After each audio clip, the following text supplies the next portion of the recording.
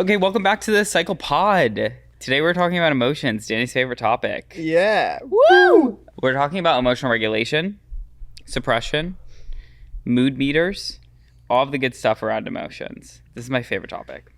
I know. I'm a Brene Brown boy. I am a BBB.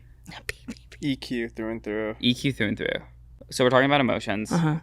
Give me one time that you were the most emotionally unhinged. Okay, so 3 instances come to mind, maybe more. You choose. The time I smashed my hand through a window and literally broke my fist with the window, or the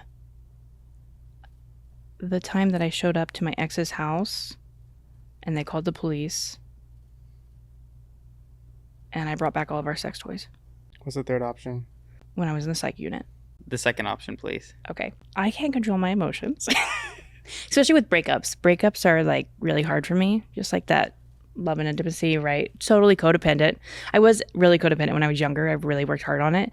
And my ex broke up with me. By the way, this was when I was like going through like a lesbian stage. So it was a girl. Okay. Yeah. Went through this stage when I was younger. And she had broken up with me. We had gotten kind of some craziness. And the reason she broke up with me is because I had, well, I guess this correlates, showed up to her dad's house and she wasn't answering the door. So I punched a hole through her window with my hand.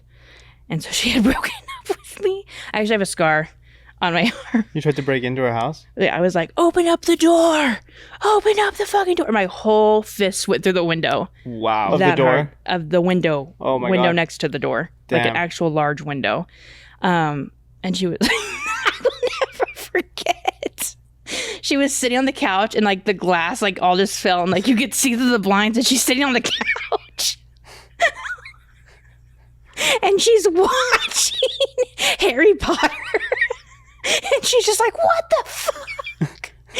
And so the ambulance comes. I have to go get stitches. Well, it's a couple of days later and I'm like not letting it go. You know, I'm like, where are you? I'm showing up to your house. So Where are you? I'm so sorry.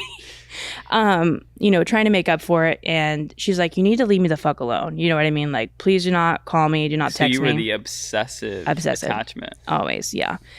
Always am. Can't let it go. I'm working on it. Please. Yeah. No, I'm working on it. And so I'm like, I'm coming to your house and I'm bringing all of our sex toys. And she's like, her parents didn't know she was gay either. They just thought we were best friends. So difficult situation. Kind of toys we talking. We got the strap on. Yep. Nice. Strap-on's coming in the bag. I'm bringing it over. The Fuck double-ended? you. You know what I mean? You got Like, the double-ended dildo? yep, absolutely. Nice. I'm Nice. bringing this Any all over. vibrators in there? Yes. So I put it on this like black Duffel? like black stretch, Suitcase. like, you know those like little flimsy ones that like have the drawstrings? Yeah. So I put it all in there, zip it up. I'm in my car. I zoom up to her house, you know, and she's like, Kyla, you need to leave. Like, I'm going to call the police. I was like, call the police. Call the police. The police show up. And they're like, you need to leave, ma'am. I'm like, okay. I drive off. Sex toys in hand. Sex toys are in the trunk. 30 seconds later, I pull back up. The police are gone. The police show back up. Where are the sex toys? Sex toys, I'm opening up my trunk. I'm like, oh, you're going to leave me? The cops are walking up and I hand her the bag and she's like, looks and she's like, oh my God. And then she runs around and throws it into the dumpster, like her little trash cans on the side of the house. And the police are like, ma'am, we need to check what's in there if there's drugs. And she's like, no, please do not look in there. Like, please. I'm like, look in there. Go look in there. See what everything's about. Like, I'm getting the crazy eye. I'm like, I dare you to go look in there. Give it to her. You know what I mean? Are the parents outside or is she home alone? I don't know where, I don't know. I didn't care. I was too You're locked hyper-focused. I was locked in. And the cop goes, he gets in the trash can. He pulls out the bag. He opens it up and goes, just shakes his head at me, zips it back up, throws it away. He was like, ma'am, if you don't leave, we're going to arrest you. And I was like, arrest me. They were like, please seriously think about this. Just go off. Guess what I did? Drove off. Showed right back up. No. I swear to God. And Three-peat. And I didn't want to get arrested. Like, I was scared at that point because I like kept like showing up trespassing. And we're still good friends to this day. She's Okay. like one of my best friends. We laugh about it all the time. We've been through so many things. And she's like, "Do you remember that time you brought the dildos to my house?" And just how embarrassing. And the really fucked up thing is her mom is a 911 dispatcher. No. So she knows all the police, and the police know all of her, like the police department of Indianapolis know her mom. So like they now know like her daughter's secret of like what's going on. Hey, Susan. So we had Yeah. to drive by at your house, and we found some dildos in Yeah. the trash can. Is Like- something okay with your daughter? Strap-ons, like all really intense stuff, like that Catholic family, like Jeez. no, yeah, it was bad. What about you, Danny? When was the time that you were emotionally unhinged? Time that I was emotionally unhinged would be, I think, when I did copious amounts of recreational narcotics, probably. Okay. Okay. Yeah. That usually tends to lead to an unhinging. Why does mine always have to be when I'm sober? Yeah, I did a lot of narcotics and became unhinged thereafter. Like GTA? Like what were you doing? Yeah, talking to billboards. No, I think just I don't know. When were you unhinged, Elijah? I've had many of, I feel like, unhinged moments. I feel like I usually kind of keep it all buttoned up. I know, I Yeah. would love to know this. Oh, Yeah, tell us. I feel like China, I became emotionally unhinged. what was it? The food? The people? It was just the smells. Really? No, so I ended up going, for some reason I got woken up in the middle of the night by like this overcoming feeling on like, you need to go to China. Which was the spookiest feeling ever. And I called my mom and I was like, "Hey mom, like I think something's telling me I need to go to China." She's like, "Are you fucking crazy right now?" What do you think, there was going to be like gold there? I don't know. She's like, Like a "What are little you gonna do? leprechaun You're gonna on a eat mission?" Cat and dog? Like you're gonna die on the street?" Oh my god. And I was like, but this was like 2015, so we like 100% can't sign that now. Yeah. But like back then, it was like, she's like, why? Yeah. She's like, I can't come save you. I'm Yeah. not going to be able to pick you up. It's communism. Can't. Once you're in there, you're in there. Yeah. So I ended up talking to the people that I had talked to. I got into the flight to Shanghai. I did all the language courses. And Yeah, I I'm was about to say, do you speak Chinese? EDR, Hanyi. What is A little that? bit, What is like a little that? Did you say EDR? bit. Like EDR, What's that mean? like a little bit. A little EDR, bit. EDR. Nice. So you do speak a little bit. a little bit, yeah. So you were able to like go. 我会说韩语. Wow. And you even have like the twang. 谢谢. 谢谢. Yeah. Wow. It was a lifetime ago. Yeah. It was a lifetime ago. But you prepared yourself. No. Oh No no. preparation. Okay. So I roll up, and now mind you, like because I got in late and I had this like awakening. Majority of people got their tickets like months before. Oh So my I'm God. flying in blind as a bat. I'm flying in, and mind you, I'm thinking that I'm flying into an international airport. Yeah. So this is going to be fine. Like I'm going to be able to just tell the taxi guy that I don't speak any Chinese at this point. This is like 2015 or 2016. So I get off the airport. I get off the plane. There's no other students there. I have to find my way to the house, and I Oh my God. get through security. I roll up, and we got the taxi driver there, and he looks, and he just.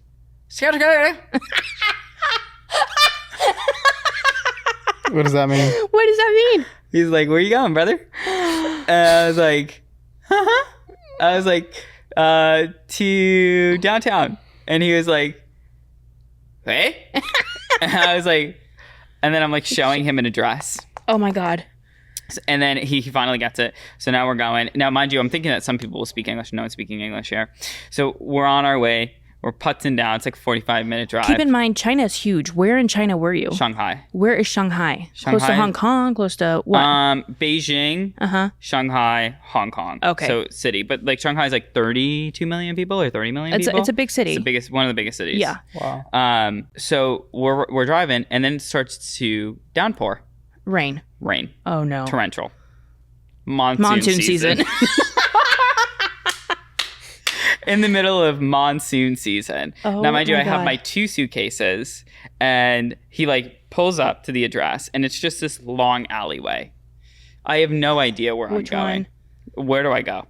I get my suitcase up. Now it's pouring rain, no rain jacket. I'm in the middle of China, and I am like, what the fuck did I just sign up for? Mom, come get me. Yeah, literally. I'm like, grab the cat and dogs.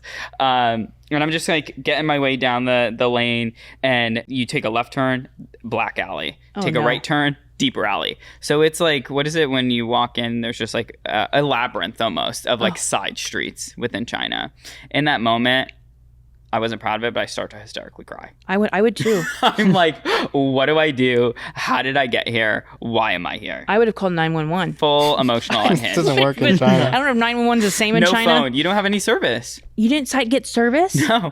Why They have a didn't you get SIM like a card. SIM card for China? I didn't know. They probably sell them on Temu. Yeah, but Temu wasn't a thing then, you know. And it was a full emotional breakdown. I mean that happened. That was like the first event. I ended up getting with my group, but like just the smells and the taste and the fucking people and getting around in such a foreign place. Yeah. Just emotional unhinge after emotional unhinge.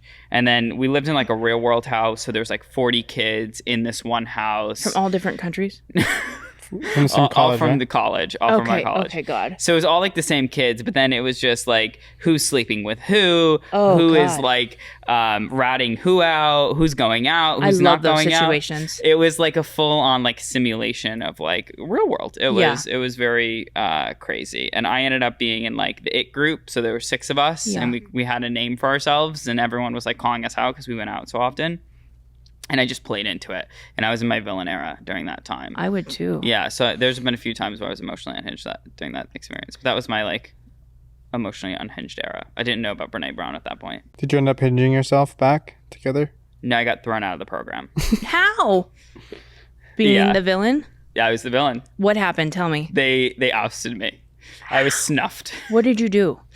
Panicked. That was another emotional unhinge. I had to go in and they were like, okay, so you can't return back to main campus. You can't return back to China 3 days before Christmas break. And we had like our whole Southeast Asia planned, like Christmas break. So I wasn't going to go back home. They were like, as soon as you get back, like you are no longer welcome here In China. in China.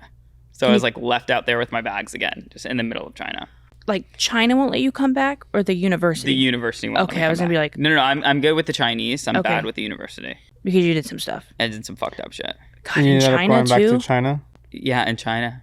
Well, it was more with the university than actually I know, China. but you're like in China. You know yeah, what I mean? but the Doing Chinese this- kind of fuck with me. You know what I mean? They were like redhead. I got pictures everywhere I went. Oh, I'm sure you were a celebrity. yeah, Ed Sheeran vibes. Yeah, You know, absolutely. I'm in love with the shape of you, mommy. Yeah. You know. And they're Oh like, my gosh. yeah. Oh my gosh. Yeah, it kind of got It's weird. crazy. That was my emotional unhinged story. Now, when you made it to China, and like that feeling that you had, did it come together? You were like, "This is it." Yeah, I mean, I pulled it together a few times. There was a person that I ended up becoming like codependent obsessed with in China, similar to your situation, Mm-hmm. but mind you, in the middle of China. Were they Chinese? No, Oh, they're from the university. wasteful. And it was a shit show. Like in the club, crying, throwing shit. Like it went wild. Damn, I never heard about that. Oh yeah, no, there's more stories. No, this is how Full old were emotional you? Unhinge. 19. See, this is the same age I was when I just told that Yeah. story. Yeah. 19 Tends to was like happen. my most unhinged, probably always. Like, Yeah. Imagine ugh. you doing all of that in like fucking communist China. oh my God. You can't do heroin on the street. in I would Communist get, China. So like, dope. they would get me out of the country. They'd be like, Yeah. you got to return back. Like, this you cannot be here. Oh, the Return shipping label. Matilda. Yeah, absolutely. The crazy thing is China is like, you see the pictures of it, right? And you got, like, Americans have this idea of China. Yeah. But like when you get there, everybody has masks on. Like the air quality is not good. Mhm. I mean, But it's super futuristic as well. I'm going to say like Giving, it's kind of like a 2035. dystopian, like, Yeah. and then you've got the like historic part of China, like the Wu I would Dynasty. love to go with you. Oh my God, I would have I a tried to blast. get Danny there, and Danny, we didn't have a good experience. I in didn't Hong have Kong. going to North Korea. I'd smuggle myself in. Just get in the box. I'd be like, we're going on tour to North Korea. Yeehaw. Yeah. Yeah, talk about managing your emotions. Yeah. And especially in China. Yeah. That's where traveling is always hard for me. Yeah, because we've had a few emotionally unhinged travel trips. We have. I think everybody does. Yeah, there's Traveling no way. pushes you on stress. Like, it'll Yeah. stress You're you so out. uncomfortable. Yeah. Yeah. That's why you always got to have the dad of the group. Like, does everybody have their tickets? Does everybody have their tickets? We're going to get to the airport 3 hours early. Does everybody have their tickets? Do you have your passport, Elijah? I got my passport locked. How are you feeling right now? I am feeling, I always pull up the mood meter. Please. Have you I'm fucked sure with the I mood have. meter? Let me pull it up really fast. I'm going to screen Who record. coined the mood meter? I follow Mark Brackett from Yale. He's like child psychiatrist or like psychology. But I think the mood meter that he runs through is great. You should like this. Yeah. Like a chart. Yeah, I would literally, like, when Danny and I first started hanging out, I was like, he would like sometimes be disgruntled, and I was like, mood meter. I'd just pull it up. I'd be like, how you feeling? That's a good friend. Are you feeling high energy or low energy? That's a good friend. Is it a high pleasantness or low pleasantness? Like, where are we at right now? Can we zoom in on this? I'm trying here. I'm sorry, but I just have to say, Elijah, that is a good friend to have. It is. Yeah. Across the board for somebody to be like, what are you feeling right now? Yeah. And I really like the quadrants here because it's like high energy, low energy. So we have high energy on the left-hand side, and then on the right-hand side, you have pleasantness. So is it low pleasantness or high pleasantness? So the bottom left blue corner is going to be low energy, low pleasantness. So we have anything from, let's say, bored, tired, over to like deep despair. Wow. Top left, we have high energy, low pleasant. This is like anger, frustration. Think like Riley, Inside Out 2, the red little guy, like rage, you know? And then on the right top, you have high energy, high pleasantness. So that's like ecstatic, joy, Going really to Burning exciting. Man. Yeah. Yeah. Woo! You know? And then on the bottom left or bottom right, you have low energy, high pleasantness, which is just like a nice calm, ease, fulfillment, pleasantness, serene, all that good stuff. So I would often pull up and be like, how you feeling? Today I am currently feeling pretty high energy and pretty high pleasantness. So I would say like energized, lively, cheerful. Those are like my moods right now. What about you, Danny? How are you feeling? I'm pretty chill. Maybe a little mellow. Okay, so you're like A little satisfied. you're in the green quadrant over here? Yeah. I'm just, chilling, vibing. It's funny that chill's an emotion here. Mm. Yeah, I'm feeling chill. What about you, Kyla? Honestly, like some of these things that are categorized as emotions, I never knew were emotions for the longest time. Yeah. And gratitude, grateful, 100%. That's a really strong emotion. That is, which I never used to identify as an emotion. I just thought it was like people used to tell me it was an action word. Yeah. And I was like, grateful is an action word. And I was like, okay. I'm definitely grateful. You're low energy, grateful. like calm, low energy. Yeah. But not down, but Yeah. like riding by content, but grateful with fulfillment. Hmm. Yeah. That's good. I want to get into also like the energy that your body releases when you feel certain emotions as well. That's another chart that I like to look at. Interesting. Yeah, I could pull that up. We might want to pull that up on the computer actually. Like chemicals in your brain, or like it's more on things that are releasing. like the energy that you feel in your body. Oh yes, where you feel it in your body. Yeah.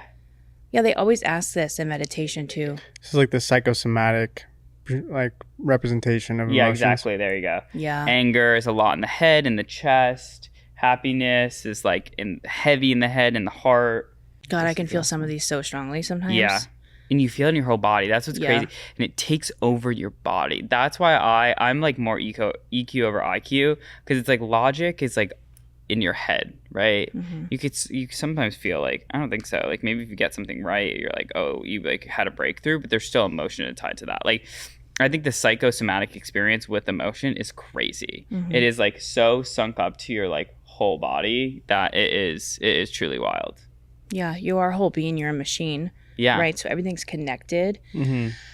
I think really what's hard just for me overall, because the logic is I'm very logistical. I'm a left brain thinker. Right. So everything to get through something, especially these emotions that come with it, I'm like, let's get through this and like, let's power through, because I know I'm feeling heartbroken right now, but I've got work that got to get done, you know, because I can't be, I've got to pay my bills. Right. So I think there comes like this really hard time when like I want to dive into that emotional intelligence, but like I feel like I'm too, especially as a woman are like known to be like supposedly like over emotional, or like, and if you show that in a place of work sometimes they're like, oh, she's just being a woman, and like that's Estrogen. yeah, you know what I mean, like oh, she's on her menses, and I'm like, dude, fuck off. You know what I mean? Yeah. Like, I'm not on my menses. Number one, I'm mad because you like are making me feel stupid. You know what I mean? Yeah. Like, but I can't. Sometimes I can't show that because I don't want people to be like, well, she's a bitch. You know what I mean? Like all these things that come with it.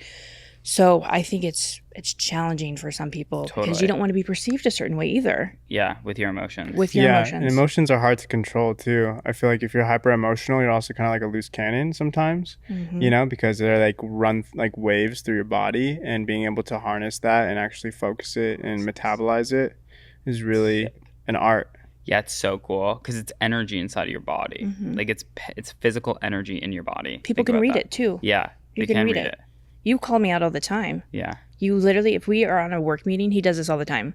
We're on a work meeting and we'll end the meeting and I'm like at home because I work from home some days. Elijah will give me a call and be like, so what's going on? And I'm like, nothing. He's like, no, that was not what's going on. I read your face. I saw it all over your face.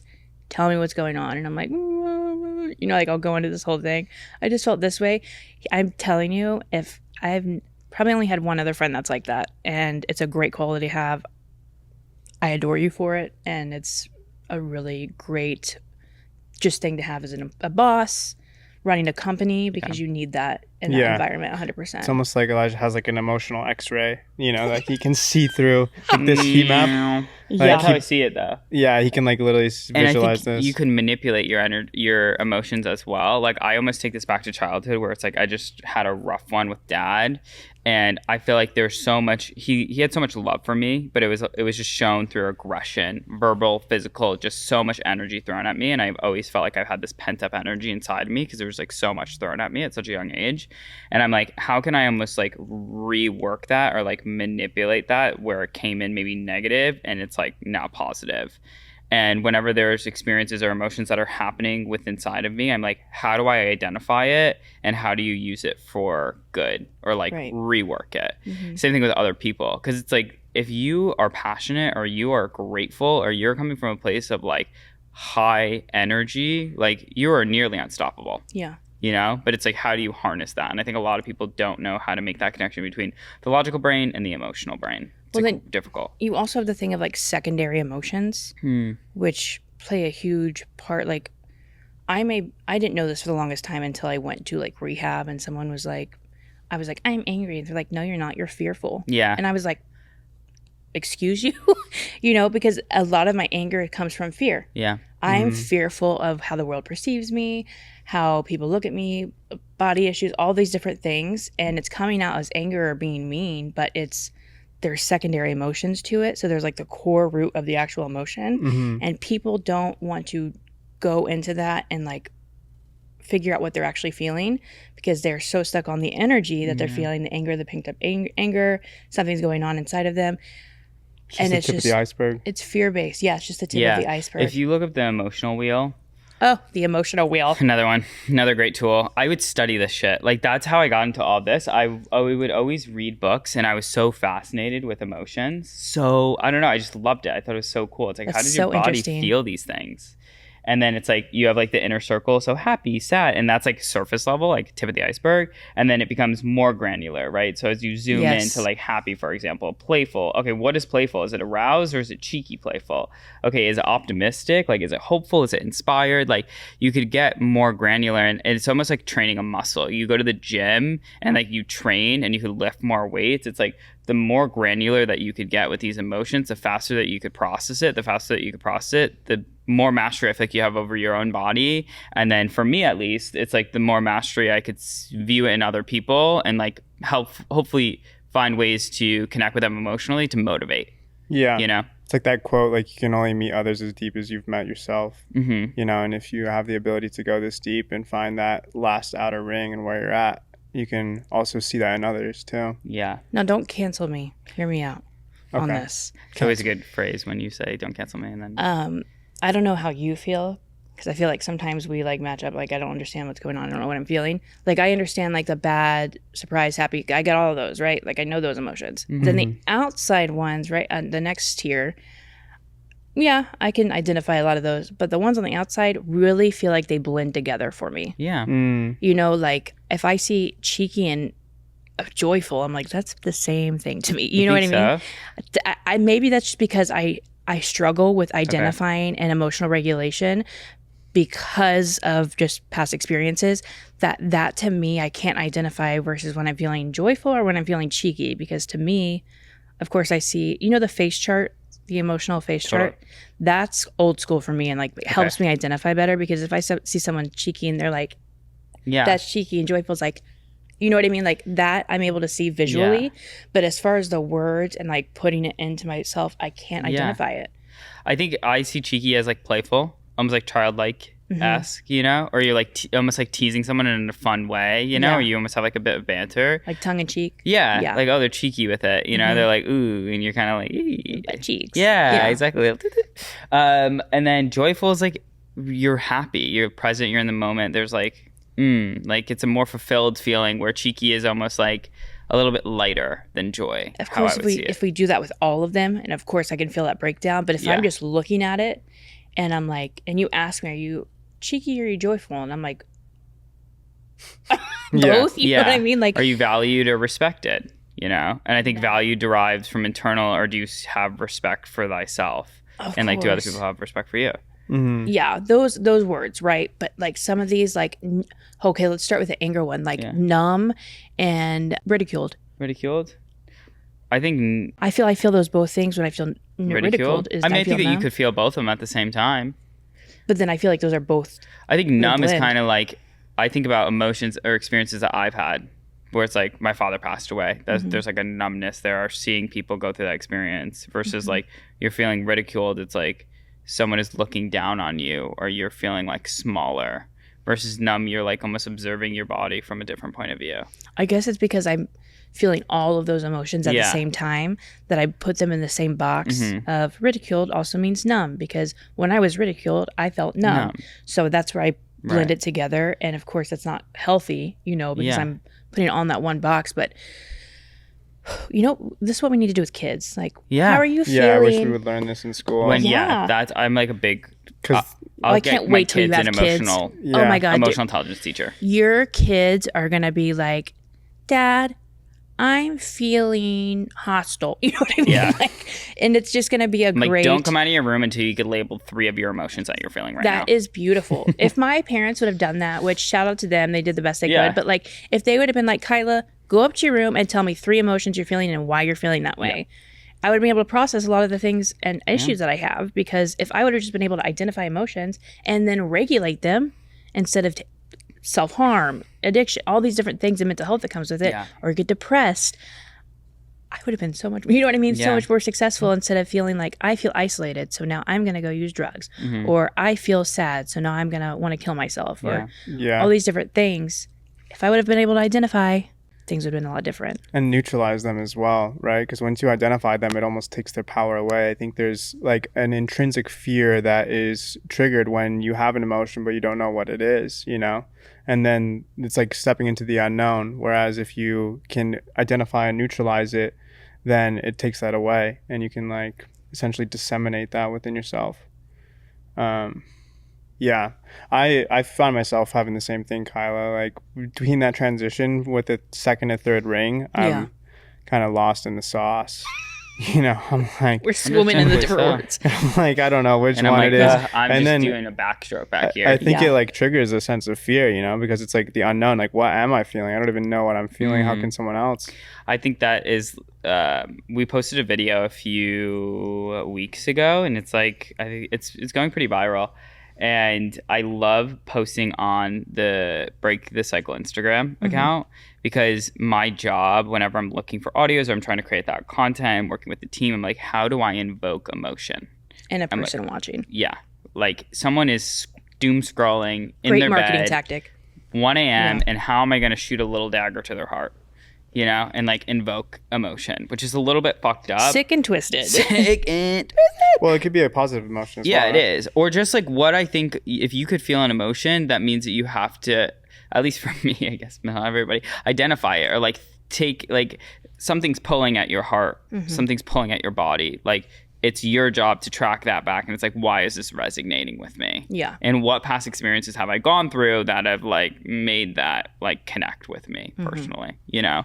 But we posted a video about Run the clip. Run that clip. Break the Cycle Instagram. Hit a follow. I immediately go silent when something upsets or hurts me. It's a coping mechanism I have developed over time. Instead of expressing my anger or frustration, I simply withdraw and try to process my emotions in private. I prefer handling my emotions on my own. I immediately go silent when something upsets or hurts me. That resonates. This is, yeah, I'm about to say, hear this out though, because we can talk about this right now. And like, when I'm going through the emotion, like I can talk about it, be like, yeah, you're right. Ridiculed means different than there's this, is that. But when I'm actually in the emotion, I can identify it. I'm like, I have no idea what's going on. Yeah, emotional blackout. Yeah, even just like right now, I really would have to sit and think about what I'm actually feeling, because you can't just ask me like, what are you feeling right now? I'll be like, blah, blah, blah. In the actual emotion, anger, sadness, fear, you know, happiness, joy, whatever, it's really hard for me to go there, because I think that all stems from, you know, other past experiences. Totally. Because who wants to go there?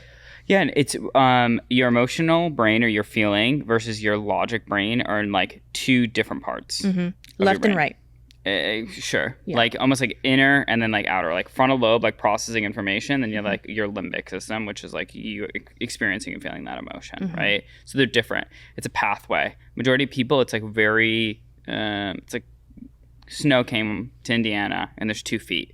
And people haven't really sanded it and they're slipping all over from that like logic brain to the emotional brain. Where it's our job to go through, Plow, salt, get a as clear as possible pathway in between the two, because the faster that we could get the plow in and the salt down, the easier that it is to call out that emotion, label that emotion, process through that emotion, and be like, am I feeling numb? Or am I feeling sad? Okay, why am I feeling sad? Like, the faster you could label it, then the faster you could let it go. this is so complex. It's so difficult. I mean, just think about the generations and generations of people who like, shut up, don't think about it, don't talk about it. Yeah. Like, just generations of us trying to get through the snow. Totally. And now we're at this point where we're talking about this. They weren't talking about this in 1922, No. you know?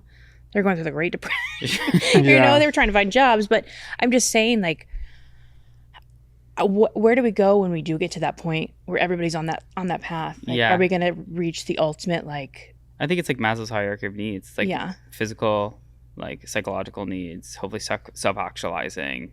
You continue to grow. But I think it's funny that you say that, because I have like 2 people that are close to me in my life who are the polar opposite of me. They are suppressors. They will shove shit down and just not want to work through things. Or like if a topic is brought up, it's like, I don't want to talk about that right now. I don't want to feel that right now. And it's like, I've realized that I can't, it's very difficult for me to have those type of people in my life, in all honesty, because if you can't work through that or label that, like, although it's really difficult and you don't want to bring things up from the past, like it's fucking scary or it's annoying, you just want to let it die and live there, like that is in your body still. Yeah. Those things are still there, whether you like it or not, and they're gonna find ways to manifest themselves or pop up in your life. You may not know it and you may not be conscious of it, but it's gonna come up.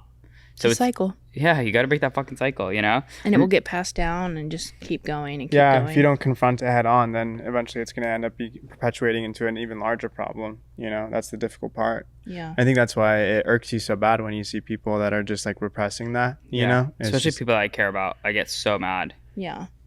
I know you do.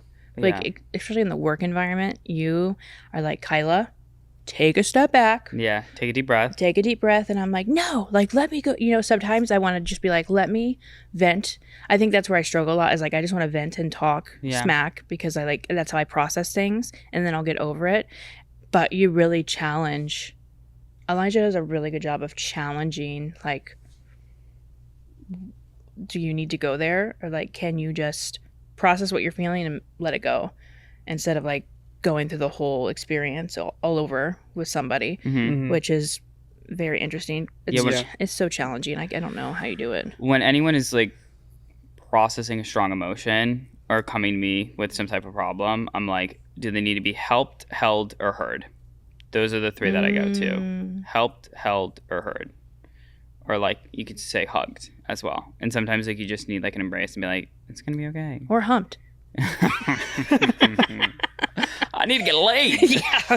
I mean, I feel like that's also probably a big factor. Some people do need some. I mean, that's true with everybody. Yeah, I think that's what you were emotional mentioning with the complexity of these things. It's like you can see them through a physical lens. ways. You can see them through a spiritual lens. Like, Yes. you know, so many different ways to look at these different like issues when it comes to emotional intelligence. And I think really emotional intelligence comes down to like your capacity to sit with intensity, right? Because I think once you like succumb or go numb, it's because you're frightened of like sitting with that intensity and really just like working through it, you know. It consumes you. That makes me laugh. Yeah. It really makes me laugh. I used to be so afraid of mental health.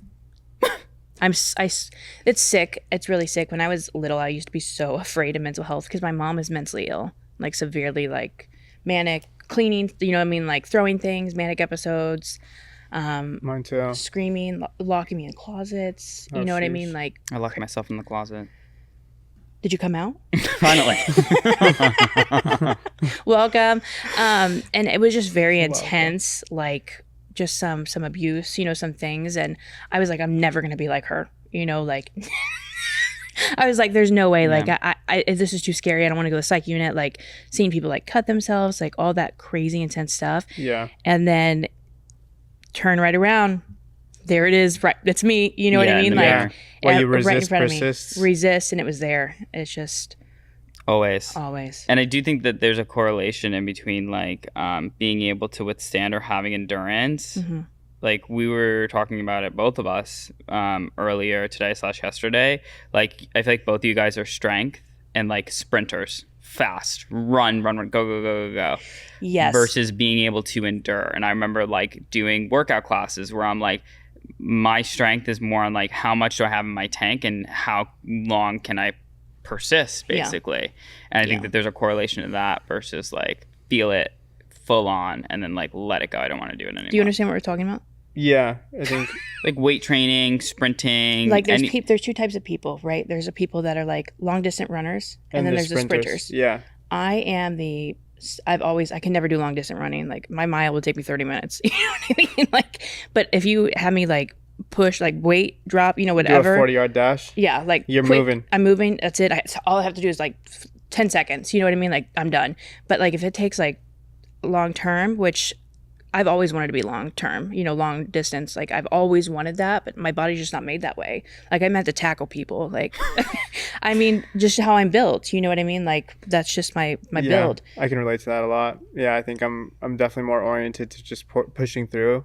Yeah. And just like giving it my best in the moment instead of like maybe not giving it my all in the moment, but giving it all like kind of disseminated out through time. You know. I want what you have. That's those people that get up and run in the morning. I'm like, I want whatever they're on or whatever they have. Yeah, but it's different because it's like whenever we go to the gym, you're like weight heavy, but you'll kind of gas towards the end. I'll be like, oh, I have like 20% still in the tank.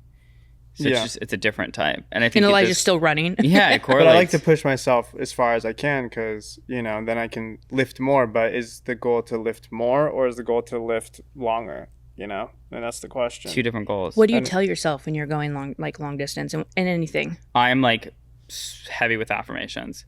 Wow. I am endurance. I am powerful. I am consistent. Wow. Like, especially when I'm on those long runs, like I'm training for the half marathon. Wow. And it's a lot of just like, I am, I can, I will. Yeah. I have been, I have done. Yeah, you like rewire your brain that way Yeah. too. Remember we go on runs when we were in Utah. And we went on like a 5-mile run, and I think you were like listening to a podcast or something like that. And I like will listen to like heavy EDM or just some type of music, rap. But I will be speaking to myself out loud. I'm like, dude, what are you saying to yourself on this run? He's like, you got this. Like, yeah, I'm like, keep on moving. Wow. Yes, you can. They thought you couldn't, but you will. Who taught you that? I don't know. Just came in my body. It's almost like a form of coaching yourself. Yeah, I coach myself. Yeah, it's important. And sometimes I think about, there's just like moment when I was playing baseball and my dad would always put me on the teams with the best players. So I was always the worst. It was like really knocked my confidence. Yeah. And I remember that there was this guy, I was probably like 10 or 11, and he said, "You're the slowest redhead that I've ever seen." Aww. And it was like one of those things, I'm going to get emotional, but it was like, it cut me to my core as like a little kid. And you know when people say certain things when you're growing up and you're like, damn, it stays in your head. Like arrow to the heart. And I'm running now and I'm like, I might be the slowest redhead, but who's gonna run the longest? Yeah. Who is gonna keep going and not gonna stop? And that every time I run, that plays in my head. Wow. Yeah. That's powerful. So like shout out to that 10-year-old's comment. Yeah. But that's like manipulating energy. That's manipulating like, you take that shit that was like the hardest that you could and you just like rework it. And that is your source of power. That's my source of endurance, you know? Wow. I just learned so much. I that's crazy. That just blew my mind because I remember like just conditioning for like high school, like over the summer, and we had to run and I'd be like, I'm gonna fucking give like, you know what I mean? Like just telling myself like, I can't get through this, you know, like I would mentally give myself, like I'd give out. Like I would mentally give out. Yeah, you'd break yourself before you even started. Before I mean, I could feel my legs hurting. Yeah. And I'd be like, I can't do. Throw in the towel. Yeah. That's so funny. I know the feeling. Like I'm the opposite. I'm like, I remember being on like a bathroom floor with my father and I was like, if I could get through this, I could get through anything. Oh my God, that's going to literally make me cry right now. Like, you know? And it's like, if you could think about the hardest thing that you've gone through and you could get through that, you could get through anything. I feel like that's a struggle, like a double-edged sword for me because like the hardest thing that I've ever been through was a physical thing, right? Yeah. And I couldn't get through it. Like I did, obviously. Like, you're here. You got through it. You're standing. But there was still like some comfort and support there, of course, like anything to get through it. Yeah. And oh God, I can still remember that. But like I just can't deal well with the pain. Like I just want to get through it. You know what I mean? Like zip through. But I'm gonna start practicing that. Sit with it. I'm really gonna start practicing that. And they say like sit with it. It's like I really think about some of the hardest times like that I've ever gone through, and that's like my power. That is like my story. Because it's like when I was, you know, the first 18 years, you don't have control of that narrative. Mm-hmm. You know what I mean? Like I couldn't do anything about my father fucking picking me up by the throat and my feet dangling. Like I had no control there, right? I was just in it. Yeah. Yeah, same for me. Like when I saw my mom like attempt suicide at 12 years old, and then when I was suicidal at like 22, and then I met you, it's like that's ultimately what contributed to the formation of this business, you know? Turning your pain into your medicine. That is raw energy. That's emotion. Yeah. You know? Even if it feels like it's the absence of, and you feel like you have no energy and no emotion, that in and of itself is an emotion. And if you're like in a void of that energy and you feel lifeless, like that is a gift in and of itself, right? Because you have the space to sit with yourself and to really envision what it is that you want to cultivate. Yeah. And that's why I love the emotions. Because it's like at that point, it's like you were like, what were you feeling like when you saw that at 12 years old? I kind of froze. It's almost like that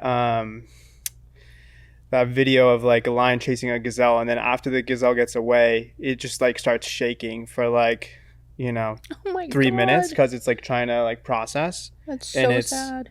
Neurology, like its nervous system, right? It's trying to shake out the energy, and I feel like human beings don't have that same sort of mechanism, right? Because we're constantly like, we have the intellectual ability that also works as a determinant or a detriment rather sometimes, because then we're thinking about how others are perceiving us and we're not actually just able to process it organically in our nervous system, you know?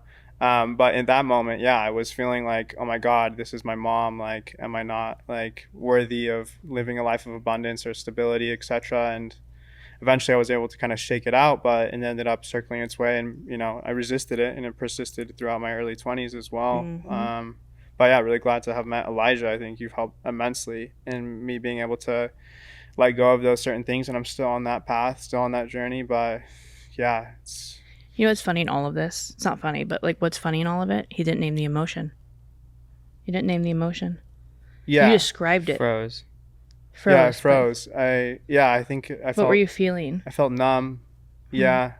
I felt numb and distant. Yeah. I just like completely removed myself emotionally, actually. Yeah. You kind of have to protect yourself. Yeah, I just like shoved it down, and then it ended up coming out in my adulthood, you know? Yep. Repression. Yeah. Repressed it. And now I'm still like working through it, you know? I think that's the fight, flight, freeze, fawn response. Yeah. Mm-hmm. But if you're like a fawner or a freezer, you're tough because you're like locked in. You don't want to feel those things. And you have to feel those things. Yeah. Although it's difficult. I froze, and then I fought through high school, and then I took off when I was 17. Yeah, I flew. totally get that. Ran. Yeah. I think you did something similar, right? What was your response when, everything happened with your dad? Were you a fighter, freezer, fawner? Did you go through like that same sort of journey where you oscillated between the three? Fighter? I think I was a fighter, but I was like a psychological fighter. Yeah. Where I'd be like playing my mom against my dad, and they were like never together. Or I'd be like, this drunk man is probably going to attack me after my hockey game. Like, how do I present my information or words in a specific way? So I just kind of survived it. And then what about after he passed away? After he passed away, froze. I was like, It always comes out in different ways. Yeah, it took a while. Exactly. I mean, I had so much resentment and like shed a tear like at his funeral, or when I heard it, it was just like, this fucking man literally gave me so much emotional baggage, and then he fucking just hopped 6 feet into the ground. Was there like a sense of relief at all because of that? I think there's a sense of relief, and then there was a sense of just like deep anger and frustration. Yeah. And then processing through it when I went away, it was like definitely really difficult. And I had like a really big moment with my grandfather. This is when I like broke my generational cycle. And my father was a drinker. He dealt with substance abuse, but it was all like emotional numbing. And he would just like numb himself. Yeah. And he couldn't process through. And I started to ask, like, why did he do that? Why was he like that? Why did he show me love like this? Yeah. And he showed me love the way that his father showed him love. Yeah. Mm-hmm. And it's just that cycle. So I went to my grandfather and I was like, you killed my father. He drank himself to death because of the love that you didn't give him. Heavy words. And then more importantly, he didn't know how to process his emotions towards me. So he beat the shit out of me. So that's fucking great. Yeah. And I was like, and I have to live with this now. Yeah.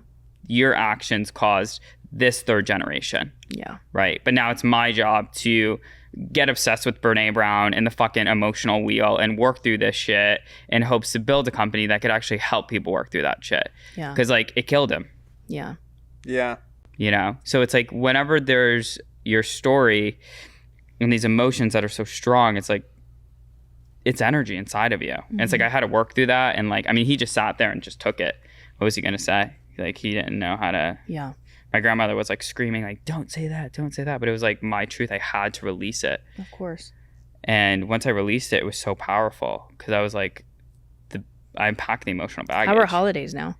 Much better. Okay, our relationship is so good. Good. Because I just called it out. Yeah. You know? Yeah, I've gone and visited now, and it's like, yeah, definitely a totally different Everyone's cool with vibe, it. it seems like. Yeah. Yeah, because I go in and I just like shoot truth, you know? Yeah. And I'm just like, this is what it is, whether you like it or not. Isn't it funny, like kind of your kids or whatever, they're going to get kind of, your kids are a reflection of you. Like my mom always told me, she goes, you're as happy as your saddest child. And my mom like always told me that when I'd like call her from like jail or like, rehab and detox and overdose or something. Wow. She's like, Kyla, I'm as happy as, my saddest child. And I don't know when you're going to die, So like she dealt with it in other ways. I dealt it with in that way. And she didn't have any substance abuse issues, which is crazy to me because where did it come from? But my other generation did. And it's crazy that like it skips a generation usually. Addiction skips a generation. But it's funny because my little sister is getting some of my mom's problems. And it's very interesting how it's happening. It oscillates. Yeah, it's very, very interesting. And it's just now, like I used to really hate my mom, which I love her to death. And just similar experience. I watched the same thing happen with my mother, probably around 8 or 9. Blood everywhere, like very intense scene. Wow. And also just like, what is happening? You know what I mean? Like, what is wrong with mommy? You know? You're like 8 years old. You don't even. And it makes you feel like you don't have security as a child, which is so integral to your development. Yes. You know what I mean? And then you like kind of lack development. That's like we kind of joke tatism, and I think a lot of it has to do with like my hyperfixation on the IQ and what my role is in the company, but also I think a lot of it can be pulled back to that lack of development. Yes, the security. I felt like I've always lacked that, so it comes out in my everyday life too. So like homelessness, all these different things that I've experienced. So like when I'm in the moment, I'm like, oh my God, I got to keep everything, because I'm going to lose it tomorrow. And my grandma always tells me, she just told me, she was like, Kyla, you have a great way of always starting over. You're really good at that. But you've got to stick with like not just starting over, but like keeping it, keep it going. But yeah, I mean, starting over. Yeah, starting over. It takes strength, right? So you need both. You need that strength to start over, but then you need the endurance to actually see it through. Yeah. And I've started over a few times now in my adult life, and it's difficult to pick back up, But I think now I'm really trying to cultivate that endurance and sit with my emotions. Yeah. I'm still working through that, but it is power. That's what I was going to say. This is you. Like, they gave you this, like this whole situation with your family. Look at what you're doing. Yeah. Like it's a gift, actually. It is a gift. Yeah, it actually turns into like a huge superpower. But you have to, I keep on using the word manipulation. I think there's a negative connotation there. It's your job to rewrite that story. Absolutely. It's like you have the puzzle pieces, you have to put it together. And it's almost like you could put it, like you could use some of the pieces and put it together one way, or you could use all the pieces and put it together the way that you want to put it together. My thing that I always say is, this is happening to me, right? Yeah. Am I going to be powerful or am I going to be pitiful? Yeah. Am I going to be a victim or a victor? Yeah. Always ask myself, am I going to be powerful or am I going to be pitiful? I love the pity. I'm rolling around like shit. Love it. It's like my favorite thing to do. Like, love it. And then at some point, it's just like, fuck. You know what I mean? Yeah. Like, I cannot keep doing this. And just the fact that all these experiences, your generation, look at what you guys are building, and helping so many more people that aren't even in relation to you. Yeah. Yeah. Not even separate, other side of the country, no idea who you are, but we're still spreading that. Totally. And that is huge. Yeah. You're turning the darkness into light, Yeah. And I think that the whole thing why I like really love this is the process to do that took me a decade. I still have probably another fucking decade to do it. Oh, God. It is so difficult. It's easy just to fucking emotionally suppress. Be like, not today. It is so much easier to do that. Like, the user experience for healing is difficult. It is fundamentally hard. Like, get into therapy. What the fuck does that even mean? Talk to someone? I challenge that because I think it's much easier to deal with it. People always tell me that. It's like, Kyla, it's easier to deal with it than it is to keep going through it, because you'll see people who go in cycles over and over again. But it's almost like, I feel like breaking the cycle is difficult in the way that you could continue to do the same cycle over and over again, like unconscious. Yeah. And it's just like on loop, loop, loop, loop, versus you being conscious and making that step to be like, no, I'm actually going to choose not to do this. I am going to leave my familiar hell for an unfamiliar heaven. Yeah. That's a really scary jump to make. It can be. It absolutely is. But if you step into it, sometimes it's like, yeah. It's like this big sigh of relief, but then sometimes it's like so anxiety and like crippling because you're like, I don't know. I don't know what's going on. What next move do I make? How do I feel? Where do I go? But at the same time, it's like, do I go back to that and just continue being miserable to the point where I'm just going to I can't do this anymore. I would rather take the risk. And again, it's taken me a decade of getting to this point because I'm not the same person I was in college or in high school at all. I wouldn't even recognize myself. If I met myself on the street, I would not know who I was. And that's the life experience. I feel like that should be the life experience. You should be constantly evolving and bettering yourself. Yeah, it's difficult challenging your thoughts. Yeah, I think the familiar hell is kind of like what you're mentioning, like that pity.